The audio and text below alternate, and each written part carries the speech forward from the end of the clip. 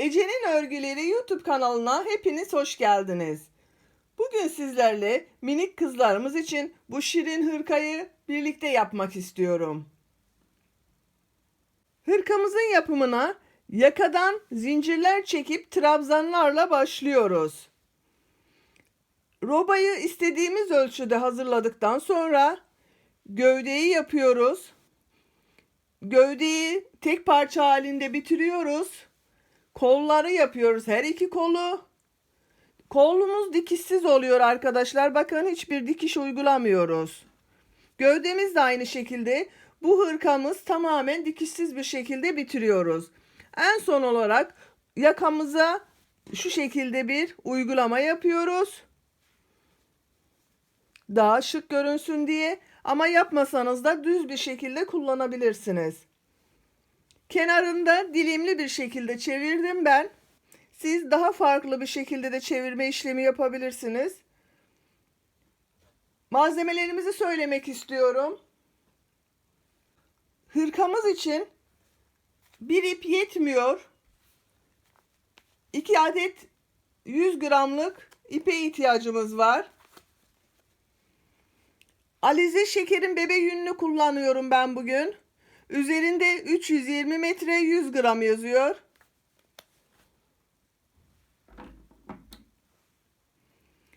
İki tığ kullanacağım ben bugün arkadaşlar. Robayı 3 numarayla, roba altını, modelli kısmı 3,5 hatta 4 ile de yapabilirsiniz.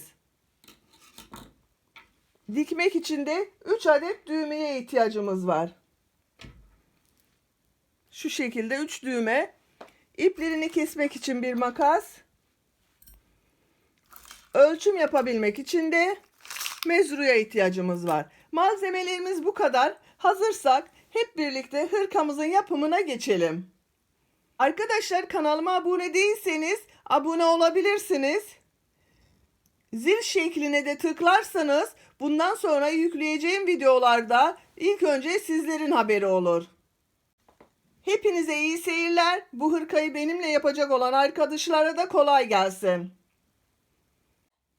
Hemen ipimin ortasından ucunu çıkartıyorum.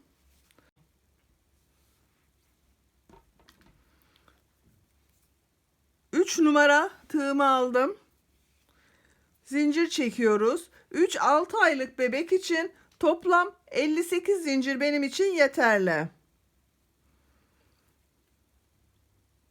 1, 2, 3, 4, 5, 58 tane zincir çekelim.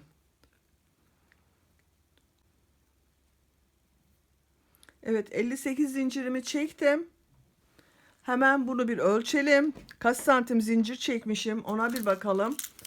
Yeni doğan bebeklerde boyun çevresi yaklaşık olarak 24-25 santimdir. Başlayacak olan arkadaşlar için söylüyorum. 24-25 santimlik bir zincir yeni doğan bebekler için yeter. 3-6 aylık bebekler için de 25-27 arası zincir yeterlidir. Santimetre olarak söylüyorum bunu. Sayı olarak değil. Sayı olarak elden ele değişebilir çünkü. Hemen bakın, ölçüyorum. Sıfır noktasına tuttum. Toplam 26 santimlik bir zincirim var. Benim için de gerekli ölçüdür bu. 3 tane de fazladan zincir çekiyorum. 58 artı 3 zincir, toplam 61 zincirimiz oldu. 3 gözenek atlayıp 4. gözeneğe trabzan yapıyoruz. İkili trabzan. Yandaki gözeneğe de trabzan yapıyoruz.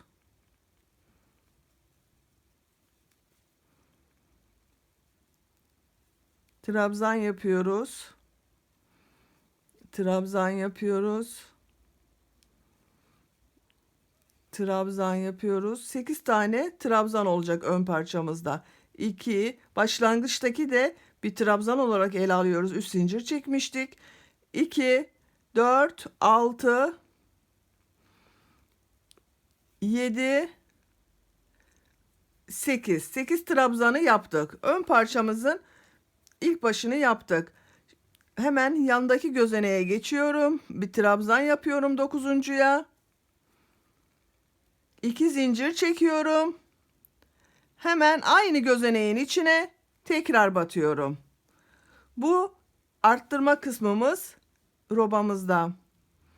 Takip eden gözeneğe trabzan yapıyorum. Trabzan yapıyorum.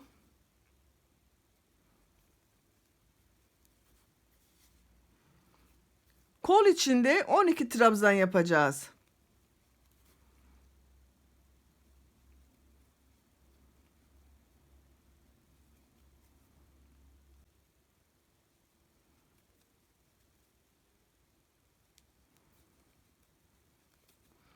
Bakıyorum hemen.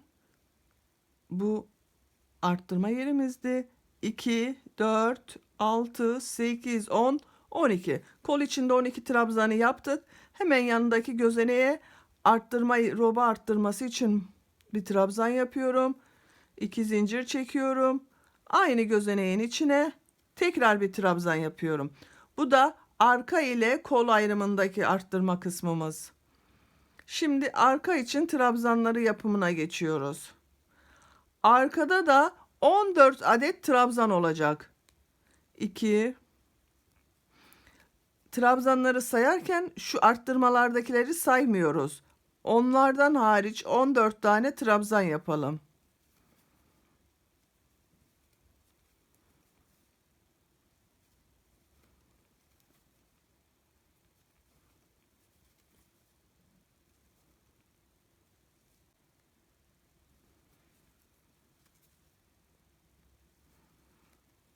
...14 trabzanı yaptım. Bakın 2, 4, 6, 8, 10, 12, 14 arttırmadan hariç. Şimdi hemen yanındaki gözeneğe tekrar bir trabzan yapıyorum. Bu da diğer kol ile arka ayrımındaki roba ayrımımız olacak. 1, 2 zincir çekiyorum. Aynı gözeneğe trabzan batıyorum. Takip eden 12 gözeneğe trabzan yapıyoruz kol için. 1, 2, 3, 4, 5, 6, 7, 8, 9, 10, 11 ve 12. Kol içinde 12 trabzanımızı yaptık. Hemen takip eden gözeneğe bir trabzan yapıyorum. 2 zincir çekiyorum. Aynı gözeneğin içine tekrar trabzan yapıyorum. Bu da diğer ön parça ile kol ayrımımız için. Takip eden toplam 8 gözeneğe trabzan yapıyorum. 1, 2, 3, 4, 5, 6, 7 ve 8.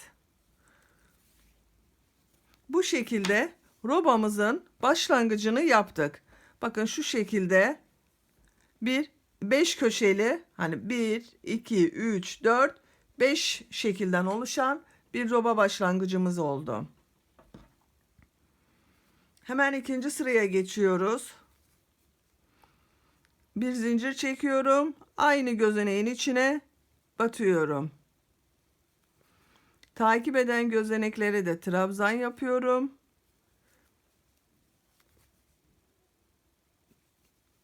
Trabzan yapıyorum. Trabzan yapıyorum. Bu bir alt sırada 2 zincir çektiğimiz yerden bir önceki trabzana kadar trabzan olarak yapıyoruz.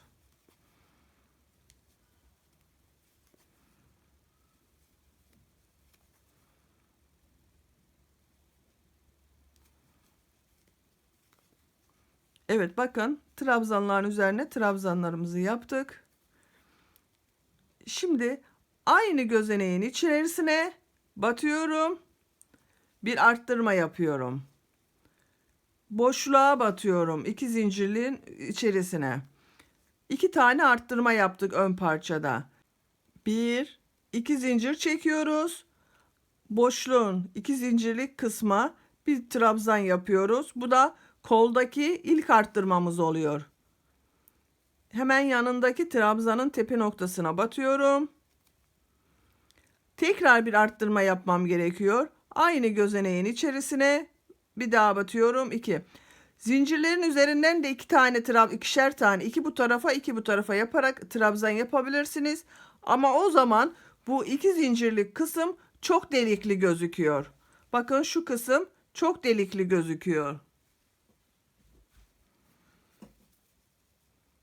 Şimdi koldaki trabzanların hepsini trabzan yapıyoruz.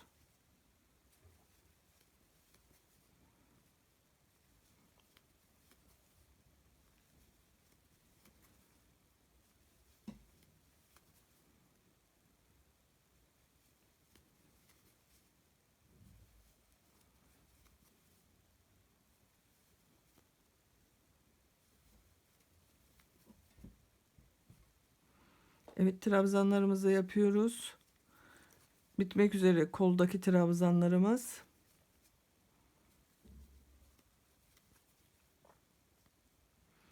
Koldaki son trabzanıma battım. Aynı bu tarafta yaptığım gibi aynı gözeneğin içerisine batarak kolda bir arttırma daha yaptım. Hemen alttaki 2 zincirli boşluğa batıyorum. Bir arttırma daha yapıyorum. Yani arkadaşlar kolda ve önde bir iki arttırma yaptık.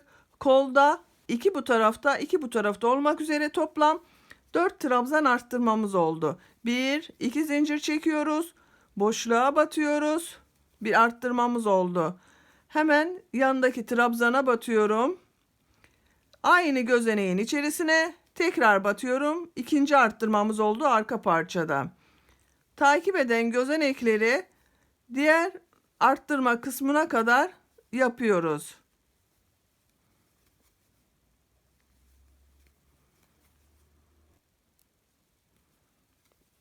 Evet, boşluk kısmına geldik. Yine aynı bu şekilde burada bir arttırma yapıyoruz. Boşluktan bir trabzan yapıyorum. 2 arttırmam da buradan oldu. 2 zincir çekiyorum. Boşluğa batıyorum. 2 zincirlik kısmın üzerine. Hemen yandaki trabzana batıyorum. Arttırma yapıyorum. Aynı gözeneğe batarak.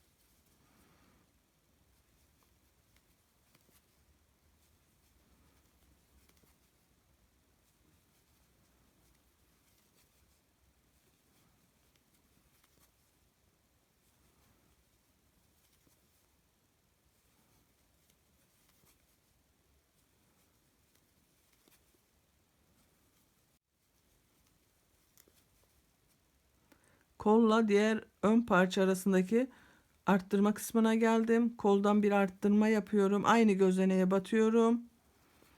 Boşluğa batıyorum bir trabzan olarak. 2 zincir çekiyorum.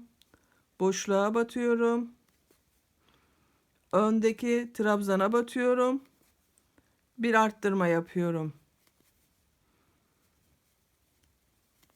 Takip eden trabzanların tepe noktalarına, gözeneklerine batarak sıramı tamamlıyorum.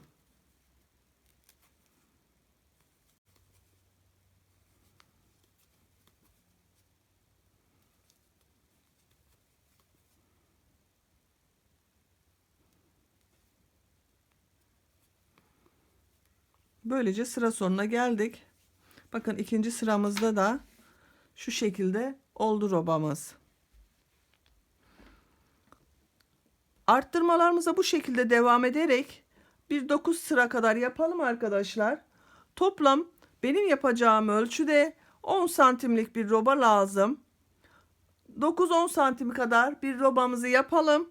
Daha sonra bu model yerleştirmesini yapacağız. Arttırmalarımız bu şekilde devam ediyor.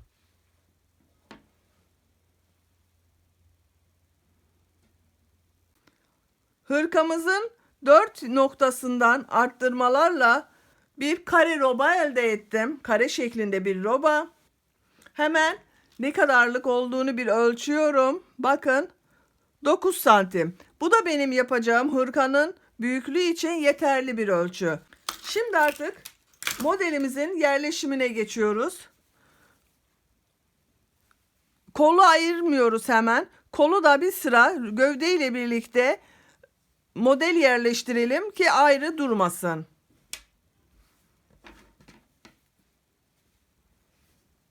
Modelimize geçiyoruz artık. 3 numara tığımı bırakıyorum. 1 numara büyük olan 3,5 numara tığ alıyorum arkadaşlar. Modelimizin biraz daha dökümlü durmasını istiyorum. Bir zincir çekiyorum. Çeviriyorum. Bakın bu kısım arka tarafı tersi. Örgümüzün tersi. Tersten modeli yerleştirmeye başlıyoruz. Aynı gözeneğe bir trabzan yapıyorum. Takip eden gözeneğe trabzan yapıyorum. 3 tane trabzan yaptım yan yana. Şimdi hiçbir zincir çekmeden bir gözenek atlayıp ikinci gözeneğe bir trabzan yapıyorum. 1 2 zincir çekiyorum. Aynı gözeneğe batıyorum. İpi tığımın üzerine alıyorum. Hiç zincir çekmeden 1 2 gözenek atlayıp üçüncü gözeneğe trabzan yapıyorum. 1 2 zincir çekiyorum. Aynı gözeneğe batıyorum. İpi tığımın üzerine alıyorum. 1 2 gözenek atlayıp üçüncüye trabzan yapıyorum. Aynı gözeneğin içine tekrar batıyorum bakın. Bu şekilde yapıyoruz. 2 atlıyoruz. Üçüncüye trabzan, 2 zincir, aynı gözeneğe trabzan. 1 2 atlıyoruz. Bir trabzan, 1 2 zincir, aynı gözeneğe batıyoruz. 1 2 atlıyoruz.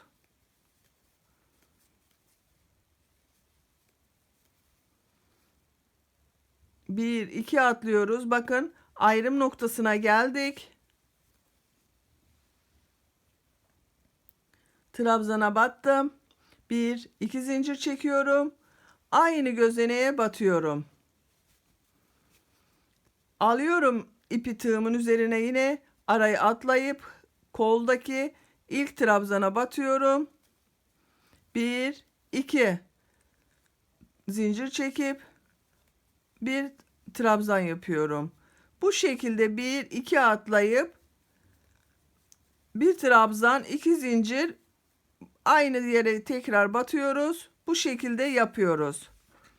Sıra sonuna kadar işlemimizi bu şekilde devam edelim.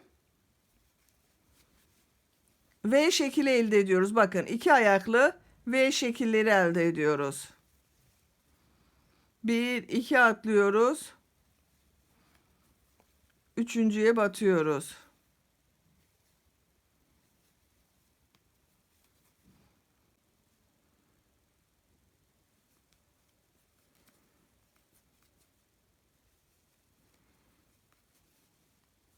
Evet, bakın şimdi diğer ön patını yapıyoruz. Bir gözenek atlıyoruz. Sondaki 3 trabzanı trabzan olarak yapıyoruz. Buralar bizim hırkamızın patları olacak, ön patları.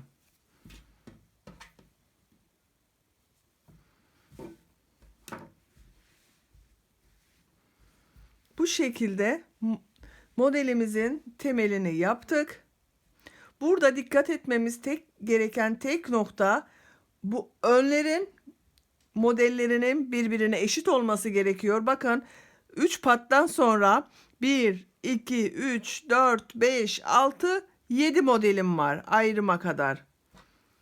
Diğer ön patımı sayıyorum. Bakın 3 trabzanlı pat var.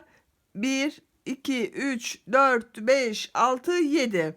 7 tane model yerleştirmişiz öne. Kollarda da aynı şekilde eşitlik olması gerekiyor.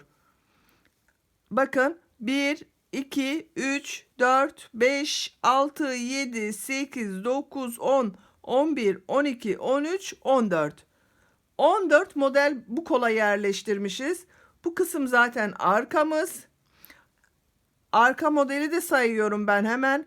2, 4, 6, 8, 10, 12, 14, 16 tane de arkada modelimiz var.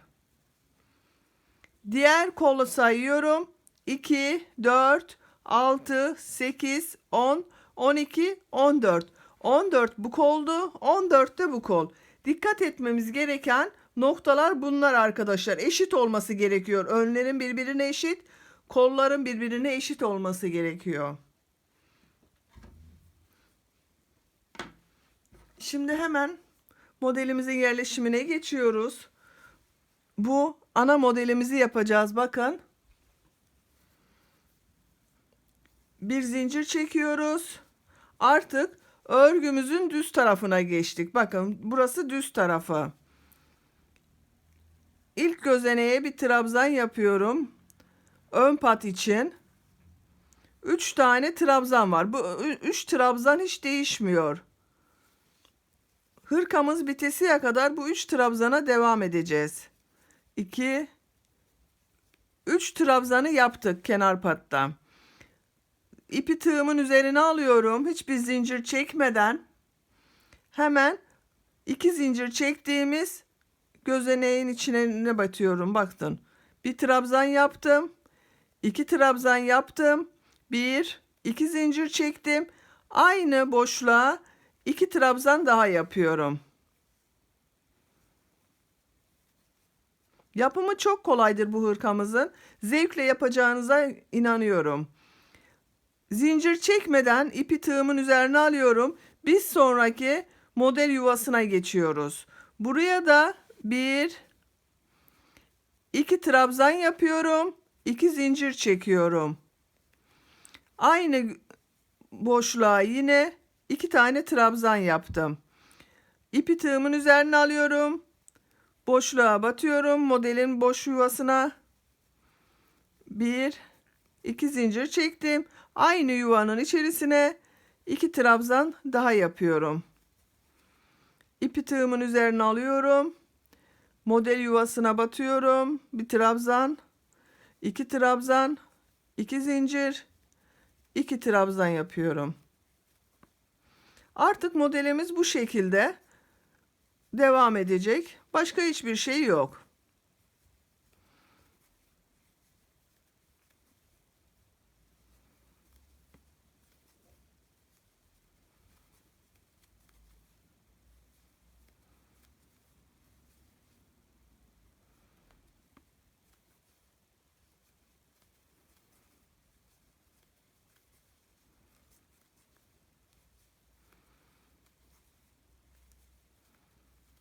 Bakın ön parçayı bitirdim.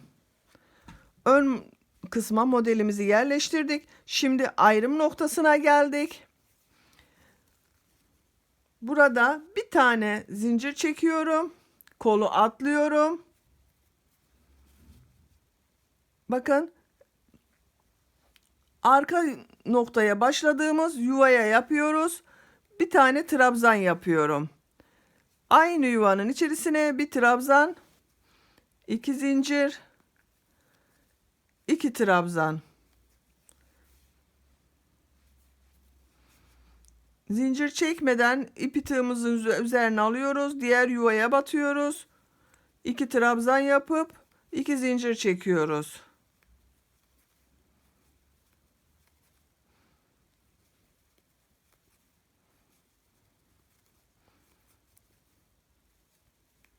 Bu şekilde yuvaların içerisine 2 trabzan, 2 zincir, 2 trabzan şeklinde yapalım. Diğer kol ayrımına kadar bu işlemi bu şekilde yapıyoruz.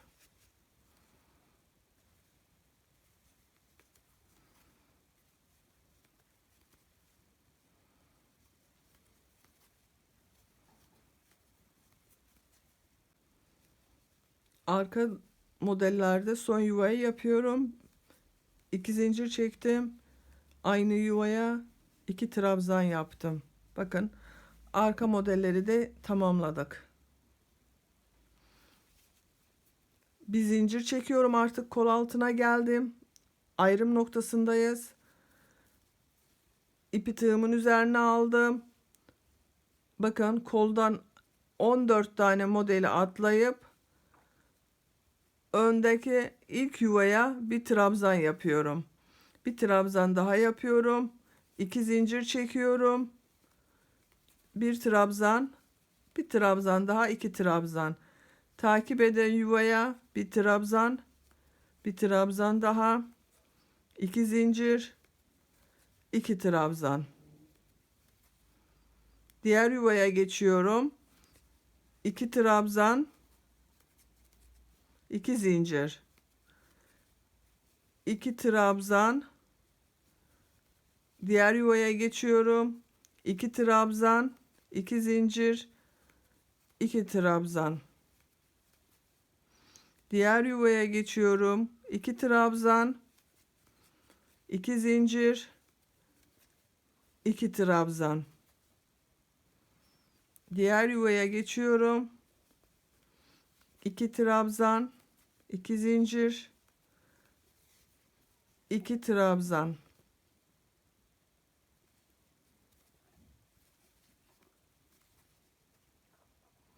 Son yuvayı yapıyoruz ön parçada. 1 2 trabzan yaptık. 2 zincir çektik. 2 trabzan yaptık. Modelleri bitirdik. İpi tığımızın üzerine alıp ön pat için 3 tane trabzanı yapıyoruz. Tepe gözeneklerine batarak.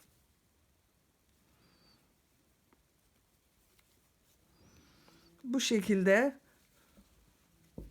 bakın robamızın ayrımını yaptık.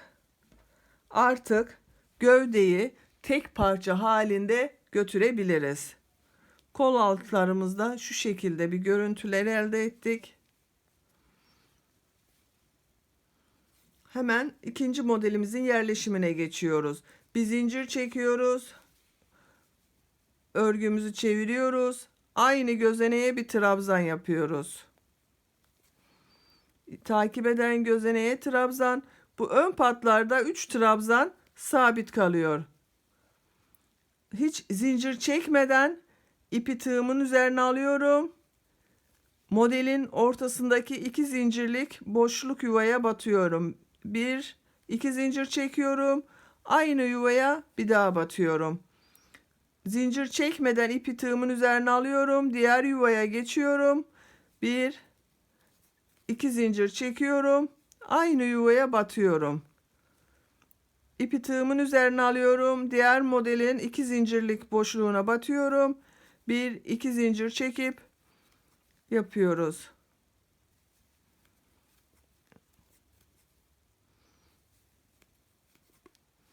Modelimizin ana yapısı budur. Bu şekilde hırkamızı bitireceğiz artık. Koltuk altına kadar da yapalım.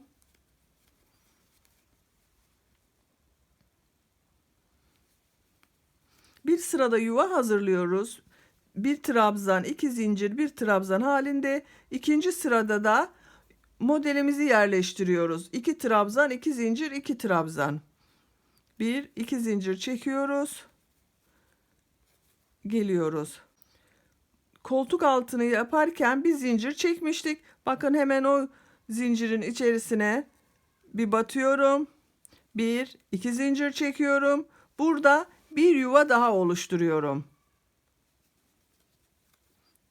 Diğer modelin ortasındaki 2 zincirlik bölüme geçtim. 1 2 zincir çekip bir yuva yapıyorum.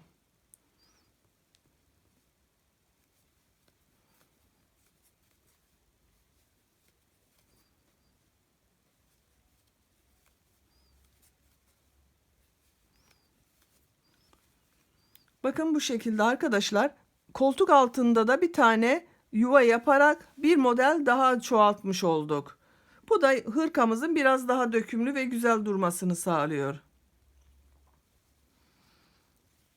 Diğer koltuk altında da aynı bu şekli bir tane yuva yerleştirerek devam edelim.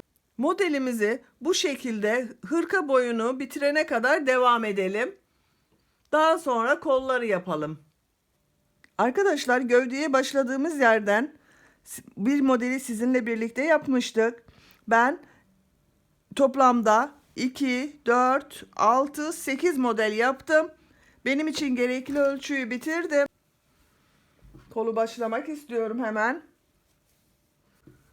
Şimdi diğer kolu hep birlikte yapalım sizlerle. Gövdeyi yaparken kol altında bir zincir çekmiştik. Hemen o zincirden bir tane ilmek çıkartıyoruz.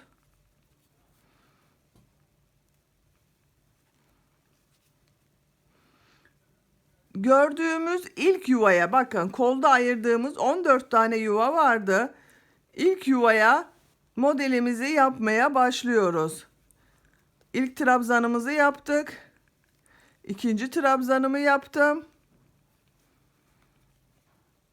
2 zincir çektim, bir trabzan yaptım.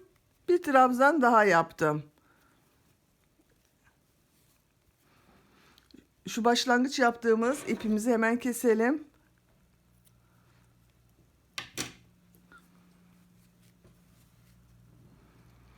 İlmeği tığımın üzerine alıyorum. Yandaki yuvaya geçiyorum. 2 trabzan yapıyorum. 2 zincir çekiyorum. 2 trabzan yapıyorum. Bu şekilde kol altına kadar yapalım.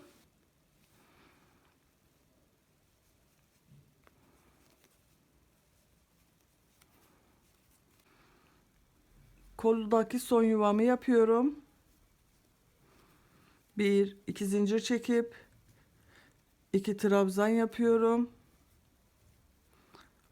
Artık yuvalarda modelim bitti. Şimdi başlangıçla birleştirmemiz gerekiyor. Onun için bu bir zincirlik bir yerimiz vardı koltuk altında. Aynı gözeneğe kaydırma tekniğiyle kapatıyorum. Bakın, bir oldu. Şimdi burada zincir çekersek güzel durmayacak. Onun için bakın, şu şekilde bir kaydırma tekniğiyle bir alt modeldeki trabzanların üzerinden kayıyoruz. Boşluğa da bir kaydırma tekniği yaptım. 1, 2, 3, 4 zincir çektim. Trabzan olarak battım. Tığın üzerine ipi aldım. Yandaki modelin üzerine geçtim 2 zincirlik noktaya. 1, 2 zincir çektim. Yuva yaptım. Diğer modele geçiyorum. Yuva yapıyorum. Bu başlangıçtaki bizim ilk yuvamız oldu. Burada kaydırma yapmamızın sebebi de şu arkadaşlar. Bir üst sıraya çıktığımız belli olmasın diye. Bakın, mesela diğer kolda da aynı teknikle ben yaptım. Şu noktası birleştirme yeri kolumuzun. Ama bakın, neredeyse hiç belli olmayacak derecede birleştirme işlemi var. Tek parça halinde çıkmış gibi kolumuz.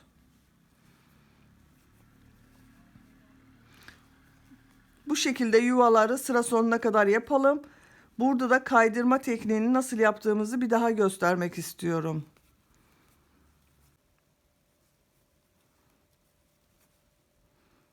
Bu sırada da son yuvamı yaptım kolda. 2 zincir çektim. Aynı gözeneğe battım. Bakın, yuvalarımız tamam. Şimdi bu başlangıçta 4 zincir çekerek yuva yapmıştık. Onunla birleştirmemiz lazım. Tığın üzerine hiç ip almadan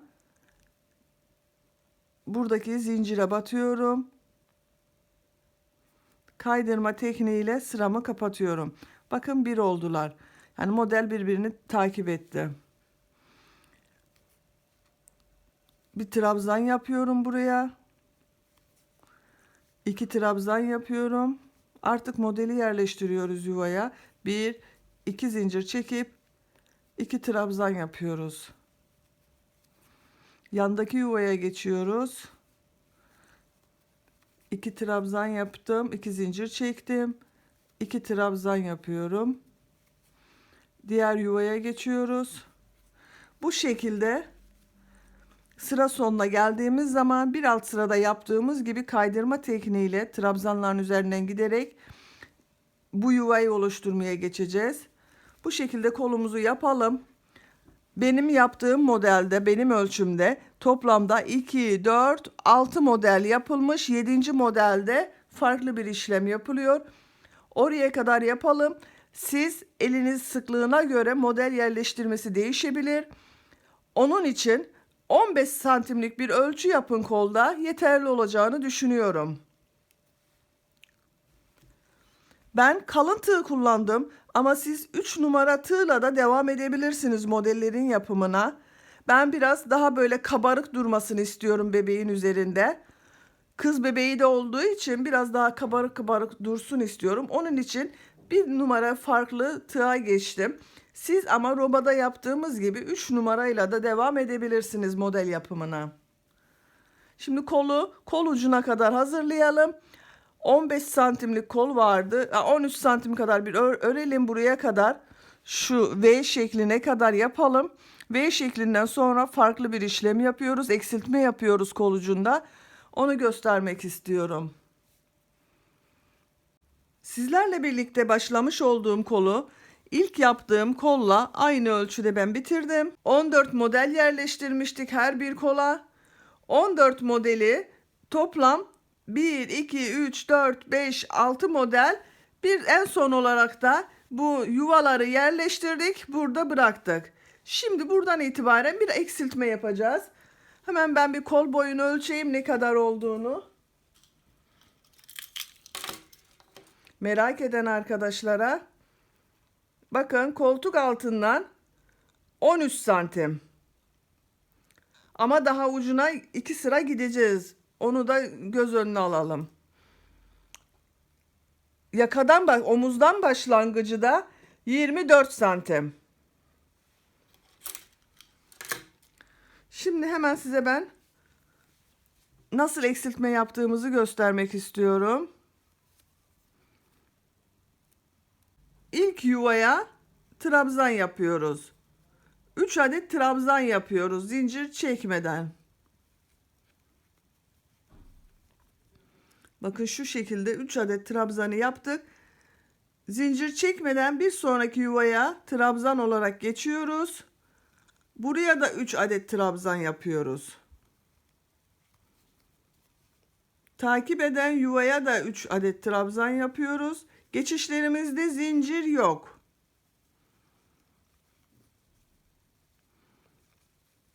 Sıra sonuna kadar bu şekilde her bir yuvaya 3'er tane trabzan olacak şekilde yapıp sıramızı tamamlayacağız. Bakın şu şekilde sayılarımızı eksiltmeye başladık.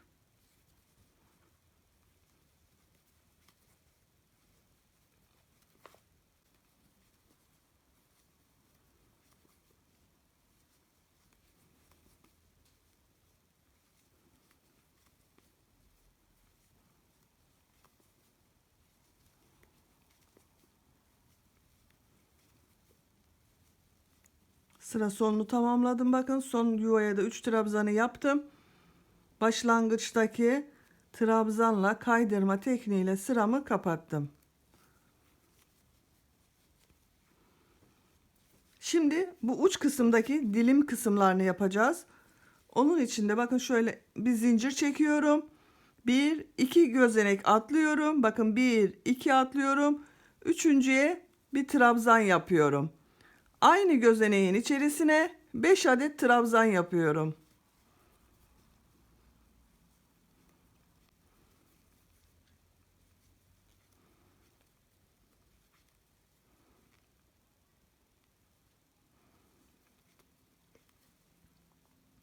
Beş trabzandan sonra 2 gözenek atlıyoruz. Bakın 1, 2 atlıyoruz. Üçüncüye sık iğne olarak batıyoruz. Tekrar ipi tığımın üzerine alıyorum. 1, 2 gözenek atlayıp 3. gözeneğe trabzan batıyorum. Bu aynı gözeneğe tekrar 5 trabzan yapıyorum.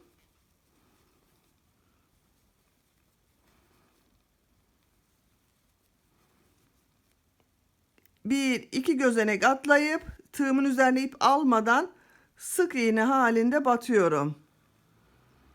Bir, iki gözenek atlayıp Aynı yuvaya 5 trabzan yapıyorum.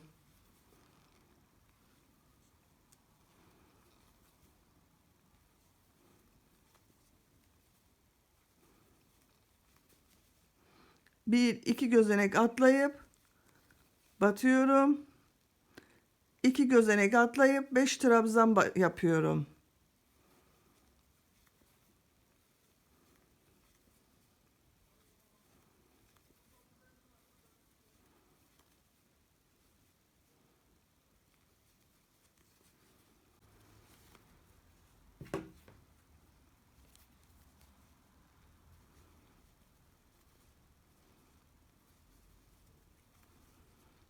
Bir iki gözenek atlıyoruz.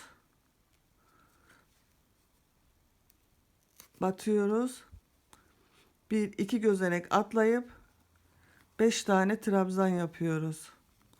Bunlar son dilimlerimiz. 2 4 5 ve bitti. Şimdi başlangıçtaki gözeneğe kaydırma tekniğiyle sıramı kapatacağım. Ve bu şekilde bitirdik. İpimi kesiyorum ve kolum işini bitiriyorum.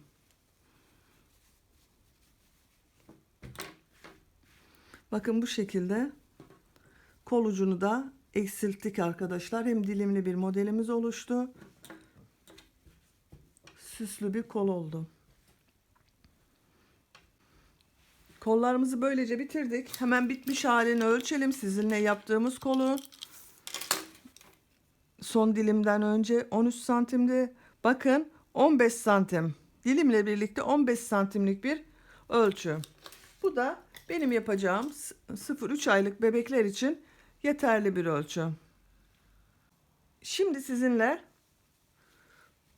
hırkamızın bu kenarlarındaki dilimli bölümleri yapalım. Son olarak da yakamızı yapalım. Hırkamızı bitirelim. Kenar dilimlerini yapmadan evvel bu ön kısımları daha düzgün durması için bir sıra bir sık iğne yapalım. Daha sonra dilimini uygulayacağız. Tığımızı alıyoruz, ipimizi alıyoruz. Tığ 3 numara arkadaşlar. Robayı yaptığımız aynı numara tığ. Ama siz tamamını 3 numarayla yaptıysanız sorun değil. Hemen alıyorum. Bakın şu noktadan başlıyorum, etek ucundan.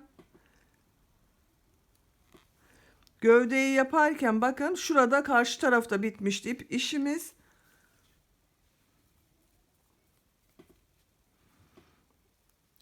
Hemen bir ilmek çıkartıyorum. Bu ilk trabzan sırasına 1 2 tane sık iğne yaptım. İkinci sıraya da 1 2 sık iğne yaptım. Takip eden trabzana da 2 sık iğne uyguladım. 2 sık iğne, 1 2 1 2. Bakın bu şekilde. Gövdeyi yaparken yaptığımız trabzan sıraları vardı. Bu her bir sıraya ikişer tane sık iğne yapıyoruz. Şu köşeye kadar, yaka köşesine kadar bir yapalım. Yakayı nasıl döndüğümüzü size göstermek istiyorum. Oraya kadar sık iğnelerimizi yapıyoruz. Her bir sıraya ikişer tane sık iğne.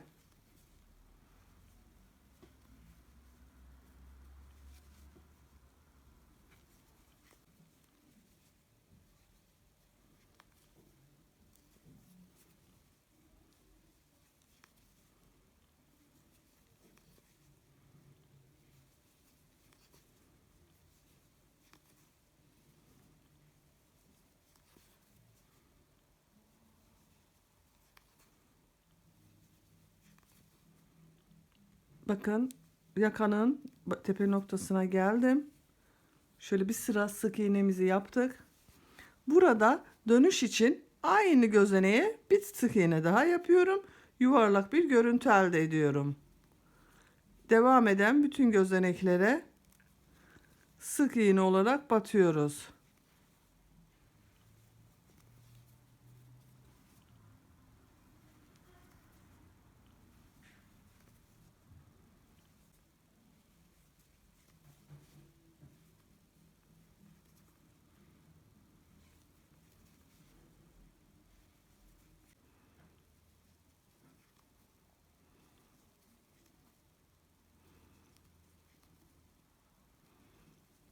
Yakanın diğer uç noktasına da geldim. Bakın batıyorum. Aynı gözeneğe bir daha batıyorum. Yuvarlak bir görüntü elde ediyorum. Trabzana bir tane battım. Bir sonraki trabzan sırasına geçiyorum. Sık iğnelerime devam ediyorum. Artık şu noktaya kadar, etek ucuna kadar bu sık iğnelerimizi yapalım. Daha sonra dilimlerini yapacağız.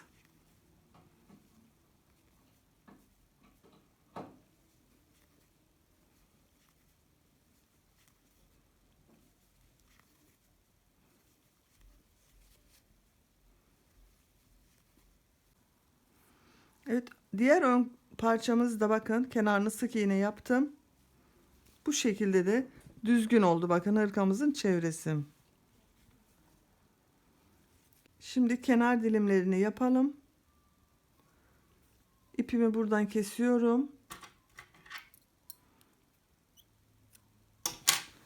Bu etek ucundaki dilimleri de yakadaki dilimleri yaparken aynı sırada çevireceğiz. Yaka noktasından bir ilmek çıkartıyorum, başlıyorum. Sağlamlaştırıyorum. Bakın burada bir gözenek atlayıp bu başlangıç olduğu için bir trabzan yapıyorum. Aynı gözeneğin içerisine 5 adet trabzan yapıyoruz. 3 4 ve 5. İpimi keseyim ben buradan hemen.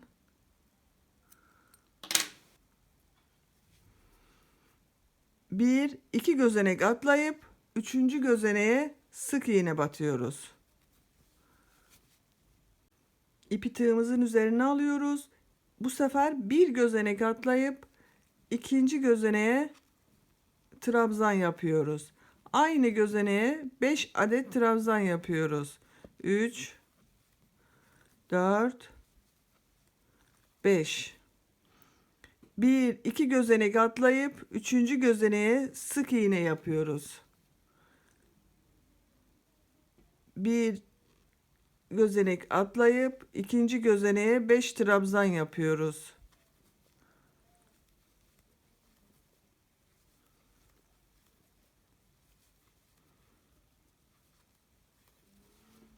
Bir iki gözenek atlayıp üçüncü gözeneğe sık iğne batıyoruz.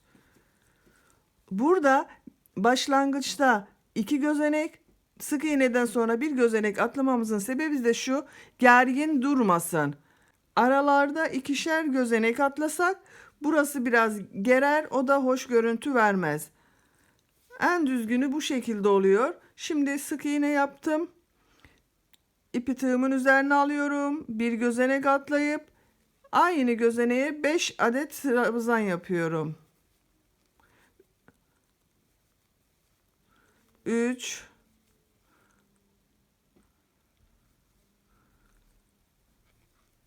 4 5 2 4 5. Bir iki gözenek atlayıp sık iğne batıyorum. Bu şekilde buraya kadar yapalım.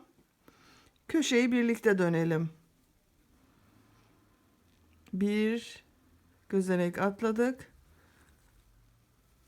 5 trabzanlı dilimimizi yapıyoruz. 3 4 5.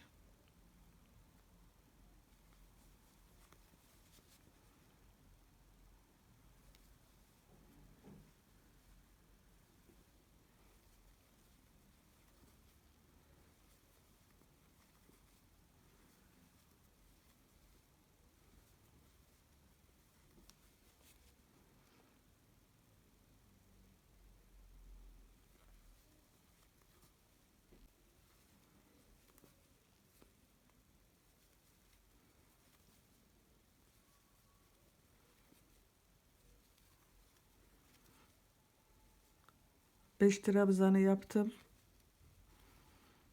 Şimdi bu dönüş noktasına trabzan yapmadan önce batıyorum. Bir iki gözenek atladım. İpi aldım. Bakın şuraya son gözeneğe bir,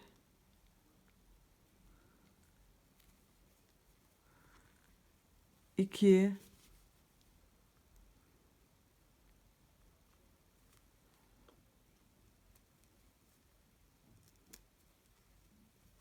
üç, 4, 5, 6 trabzan yapıyoruz. 5 değil 6 trabzan. Bakın şunu ikisi atlıyoruz. Batıyoruz sık iğne olarak. İpi alıyoruz. Şu iplerimi keseyim ben.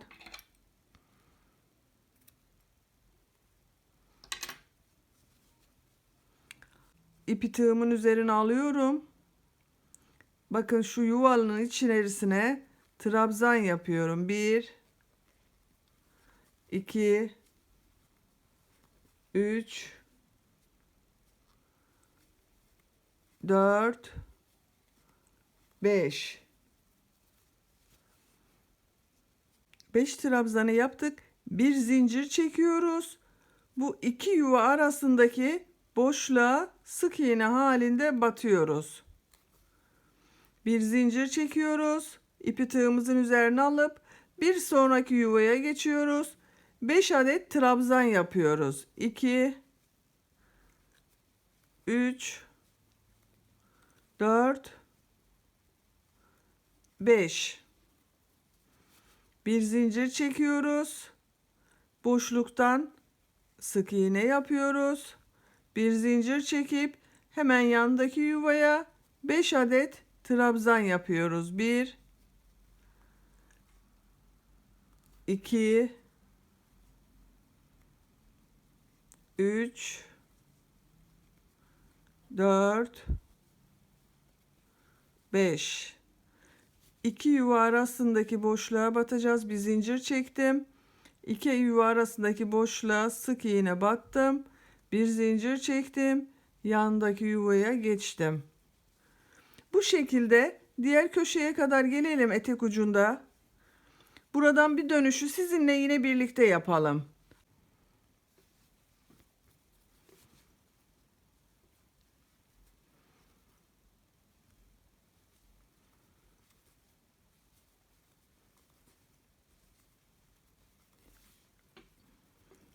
Dilimler için yuvalara 5'er trabzan yapıyoruz. Birer zincir çekip aradaki boşluğa sık iğne batıyoruz.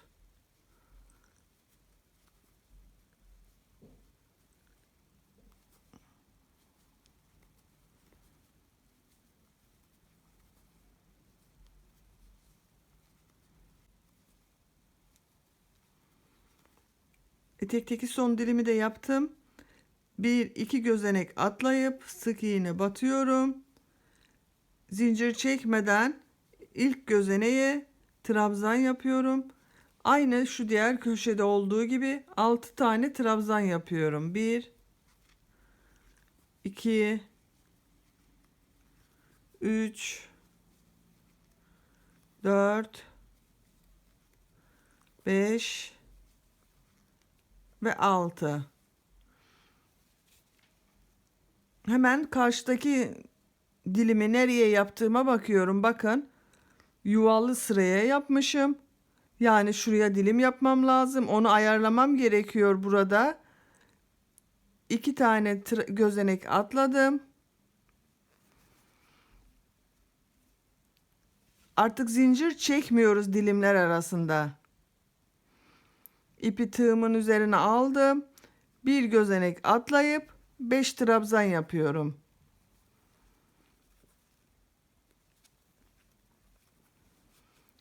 Bu 5 trabzan aynı yuvanın içerisine arkadaşlar. 2, 4, 5. 1, 2 gözenek atlayıp üçüncüye sık iğne battım. İpi aldım. Bir gözenek atlayıp 5 trabzanlı dilim yapıyoruz. 2 3 4 5. 1 2 atlayıp üçüncüye sık iğne yapıyoruz. Bu şekilde bu başlangıç noktasına kadar gidelim. Dilimleri yaparken bu eşit sayıda olması gerekiyor. 2, 4, 6, 8, 10. Köşeden hariç 10 tane dilim var. Aynı burada da 10 tane dilim olacak. Eksik veya fazla olursa hoş durmuyor.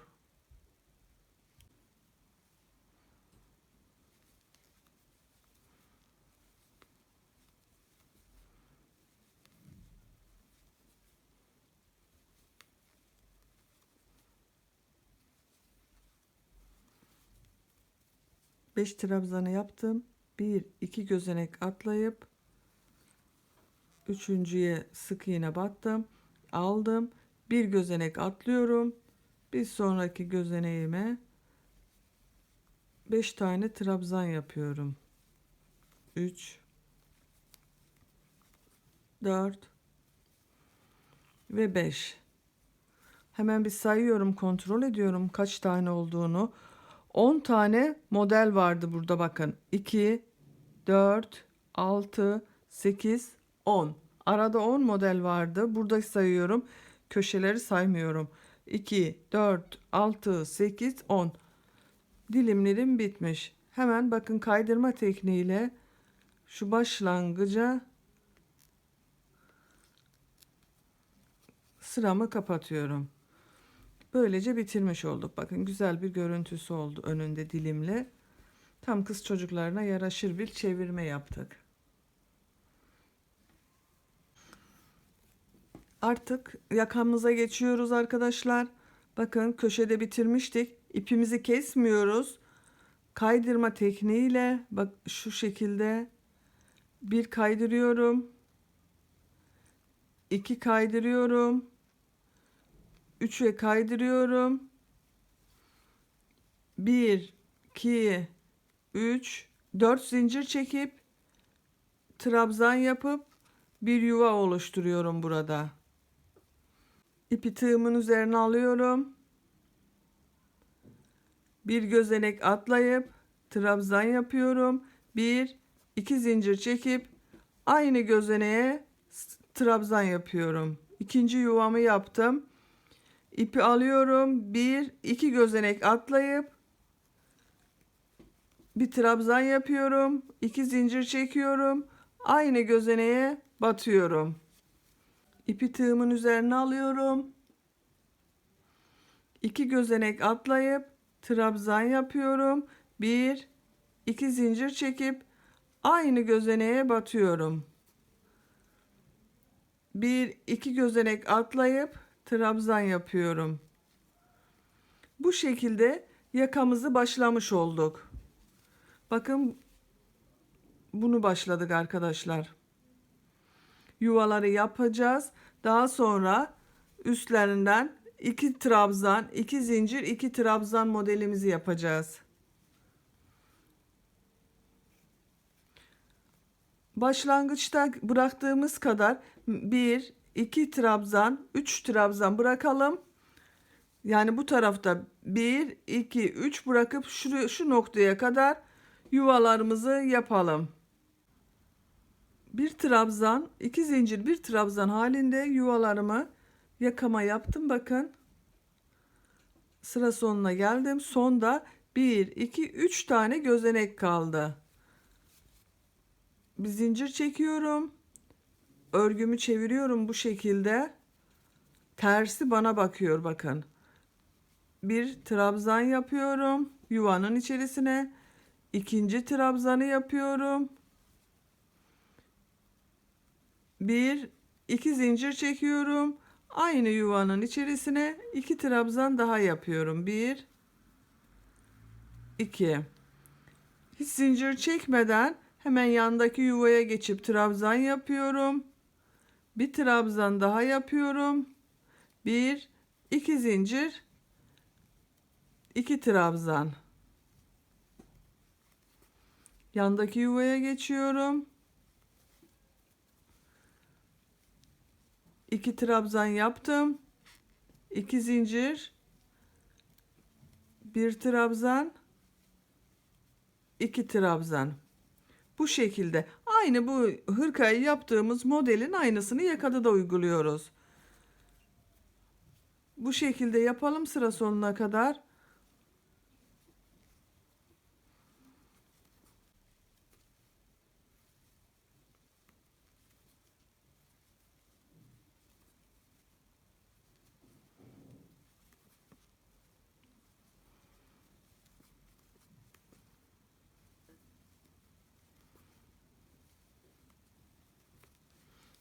Bakın bir sıra modelimizi yaptık yaka olarak. Şimdi hemen ikinci sıramıza geçeceğiz. İkinci sırayı geçmek için de şu yuvalardan oluşturacağız. Örgümü çeviriyorum. İlk gözeneğe kaydırma tekniğiyle kaydırıyorum. Kaydırma tekniğiyle kaydırdık. Boşluğa da kaydırıyorum. 1, 2, 3, 4 zincir çekip aynı noktaya batıyorum. Yuvayı oluşturuyorum. İpi tığımın üzerine alıyorum. Diğer modelin orta noktasına gidiyorum. 1, 2 zincir çekip ikinci yuvamı oluşturuyorum. Diğer yuvaya geçiyorum. Bakın 1, 2. Bu sırada da bir trabzan, 2 zincir, bir trabzan şeklinde yuvaları yapıyoruz. 1, 2.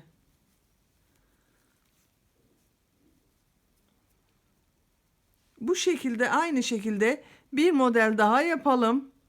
Daha sonra ucuna dilimler yapacağız. O işleme kadar devam edelim. Aynı bu şekilde bir model yapalım. Böyle V şeklinde bırakalım. Dilim yapacağız.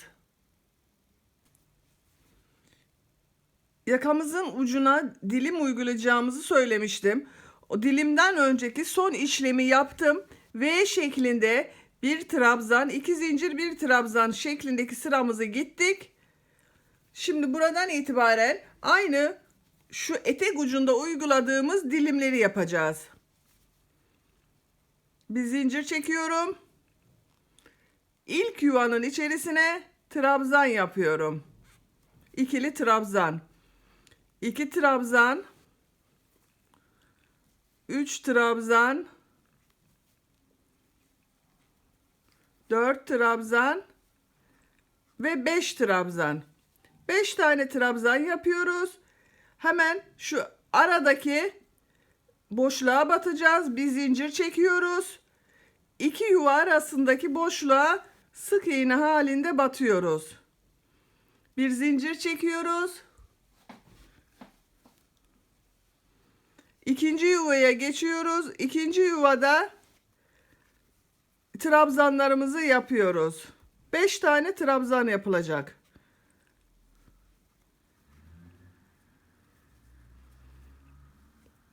Ve 5. Bir zincir çekiyoruz. 2 yuva arasındaki boşluğa batıyoruz. Bir zincir çekiyoruz. Hemen karşıdaki yuvaya geçiyoruz.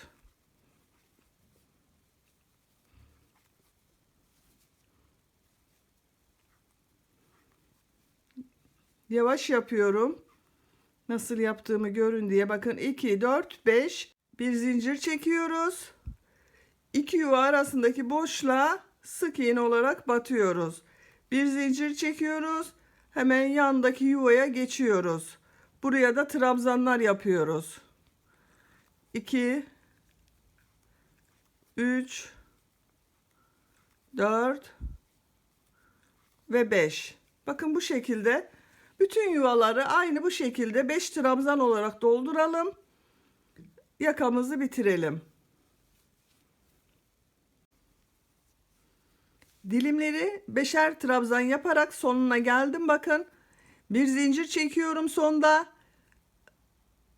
Boşluğa batıyorum. Sık iğne olarak batıp bitiriyorum. Artık iple işim bitti. İpimi kesiyorum.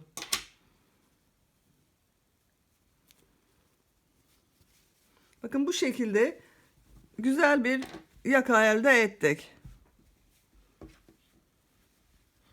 Şimdi bu yaka kısmına robadan 3 tane düğmemizi dikeceğiz. Hemen iğne ipliğimizi hazırlıyoruz. Düğmemize hemen yerini işaretlemek istiyorum ben. İlik açmadık, onu fark etmişsinizdir. Bu dilimlerin arasındaki bakın şuraları ilik olarak kullanacağız. Hemen yerlerini işaretliyorum. Bakın ilkini buraya yapalım.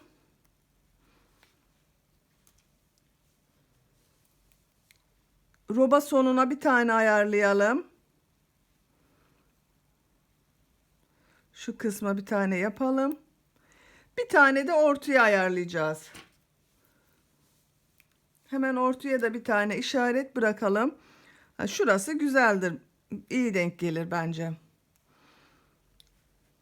Şimdi hemen bunun karşılarına düğmemizi dikeceğiz. Bakın ben küçük iğne kullanıyorum. İnci düğme dikeceğim için bunların iğne delikleri biraz küçük. O yüzden küçük iğne kullanıyorum. Sizin düğmeniz büyük delikliyse yorgan iğnesiyle de dikebilirsiniz. Hemen şuraya ilk düğmemi dikiyorum.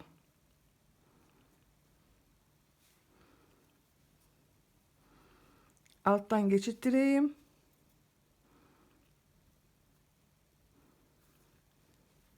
Bazen arkadaşlar soruyor düğmesini nasıl dikeceğiz diye. Onlara fikir olsun diye düğmelerini de birlikte dikelim istedim.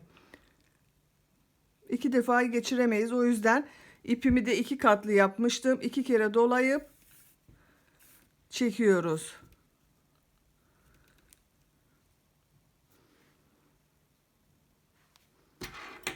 İpimizi kesiyoruz. Düğüm atıyoruz ikinci düğmemiz için.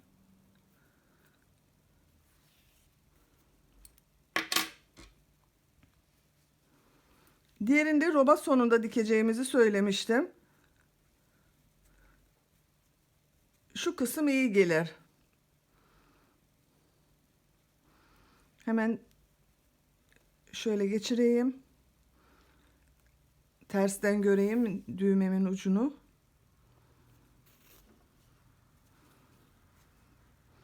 Siz daha çok geçirebiliyorsanız, deliği varsa, büyükse düğmenizin 2 kere dolayabilirsiniz ipinize. Bitti.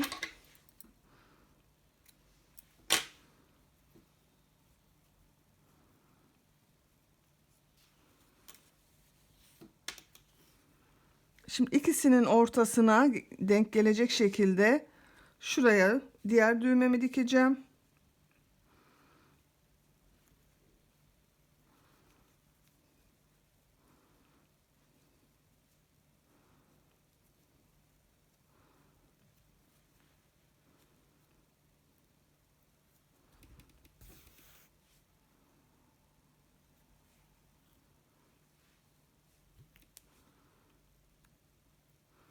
Sağlamlaştırıyorum. İpimi kesiyorum.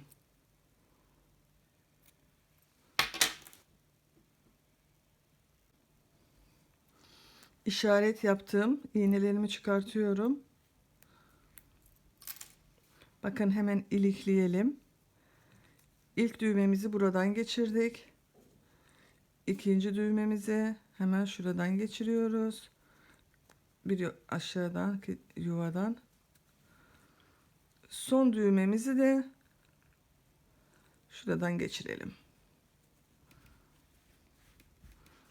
Bakın bu şekilde ilik yerlerinde buldu düğmemiz. Ve hırkayı sizlerle birlikte bitirdik arkadaşlar. Hırkamızı bitirdik. Şimdi bir ölçülerine bakalım. Bakın koltuk altından ölçüyorum enini 26-27 santim. Bu da bayağı dökümlü bir oldu. 6 ayda çok rahat kullanır bu hırkamızı. Hatta minyon tipli kızlarımız 1 yaşa kadar da rahatça kullanabilir bu ölçümüzü. Biz 0-3 aylık için yapmıştık. Hemen yüksekliğini ölçüyorum. Bakın, kol altından 18 santim. Yakadan bitmiş hali 28 santim.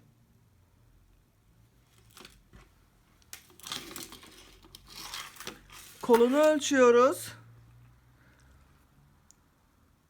Kol 15 santim. Koltuk altında. Siz bunu daha küçük yapmak istiyorsanız robasını bir önceki sırada bitirebilirsiniz. 24 santimlik bir ölçü yeni doğan için yeterli olacaktır. Bu göğüs çevresi, yani şuradan şuraya ölçümü 24 santim olduğu zaman yeni doğan bebek için yeterli olacaktır. Yüksekliği de 12 santim olursa bu koltuk altından itibaren 12 santimlik yükseklik yeni doğan bebek için yeterli olacaktır.